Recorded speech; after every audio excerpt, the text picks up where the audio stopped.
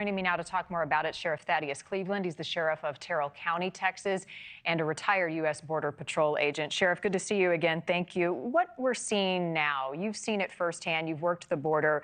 How does it compare to what you have encountered in recent years? Hey, good morning, and thank you for having me again. And I must say that, again, more honest and accurate reporting by Allie Bradley. It's a shame that our border's taken the back burner, if you will, in a lot of the media to what's going on around the world. You know, our border is important to America. But let me tell you what, just like borders are, Mike Banks said, hey, I had 26 years in the United States Border Patrol. I've lived my entire life on the southwest border. Other than my time in the military and my time at Border Patrol headquarters in Washington, D.C., what we are seeing now, what we've seen the last 2.5, almost 3 years now, is unlike ever before. And again, this is a problem that's been created by this administration. It's not a problem that is due to migration patterns changing in the world. It's been created by this administration, and it's going to take, unfortunately, another year until we have a new administration come in that hopefully tackles this issue.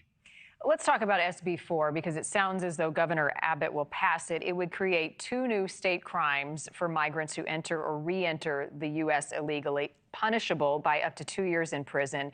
It would essentially authorize local state law enforcement to arrest the migrants who unlawfully cross. Critics of this, sheriff, say without training officers on immigration law enforcement who encounter these migrants would have to make some very quick decisions about a person's immigration status. What is the concern, and is that valid to that point?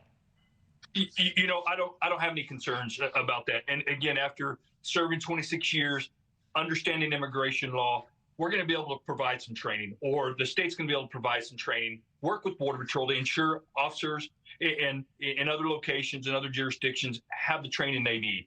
But it's really not difficult, and it has to do with being able to communicate, asking the right questions, and ascertaining, you know, whether they cross that border illegally or not. And let me tell you what, it's going to be extremely effective in areas along the border. It's not going to change a lot of stuff along the border because many of the counties here in Texas, through New Mexico, Arizona, and California, we have Border Patrol stations in those locations where we can work hand in hand with them. But there are other portions of the United States, other portions of Texas, where you have interstates that come from Arizona, from California, that transport illegal aliens to other portions of the United States of America. And I can tell you from my experience, there's often times when a DPS trooper will have an illegal alien smuggling load pulled over somewhere up near Lubbock or Amarillo, Texas, and they don't have anybody to respond to them. They can't get ICE to come out and respond to them. We no longer have Border Patrol stations in those locations.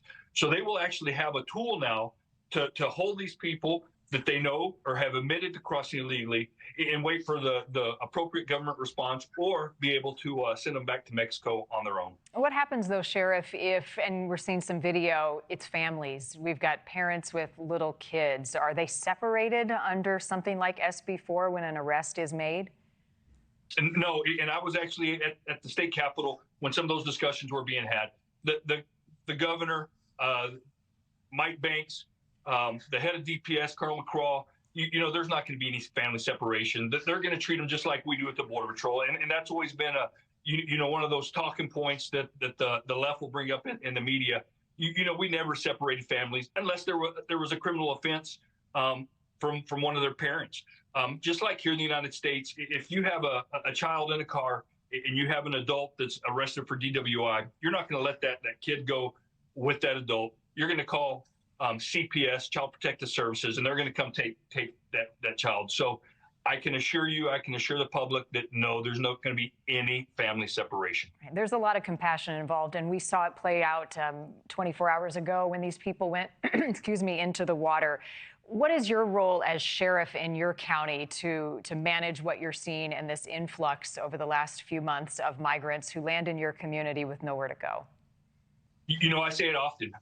We don't have a crime problem here in Terrell County. We're the 10th largest county in the state, but what we have is a national security issue. We're fortunate to have a Border Patrol station here with a bunch of Border Patrol men and women who get out there on a daily basis, 24 hours a day, 7 days a week, and patrol our borders and make successful apprehensions. So we have that ability to turn them right over to Border Patrol when we make a successful apprehension, or we're able to help them out by transporting to the Border Patrol station.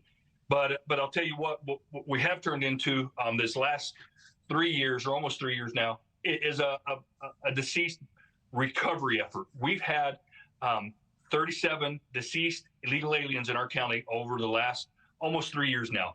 Before, we'd have approximately one a year, if one a year. Since this administration took over, like across the southwest border, we've seen more death, and that's nothing we want to see. That's something we want to avoid. So, as you mentioned, that compassion, I assure you, local law enforcement, state law enforcement, and federal law enforcement have compassion for the people that are crossing our border illegally. Unfortunately, I'm out of time, but I am curious what the circumstances are around these 37 deaths. Where are they found and what's happening? Yes, ma'am. So this portion of the U.S.-Mexico border out here in Terrell County, we have 54 miles of river, and it's the roughest, toughest, most desolate portion of the U.S.-Mexico border, that 2,000-mile stretch of border. So we typically see people that succumb to heat-related injuries or to the cold. So, they go through a lot before they make it to their destination up here in the United States. And unfortunately, we've experienced that.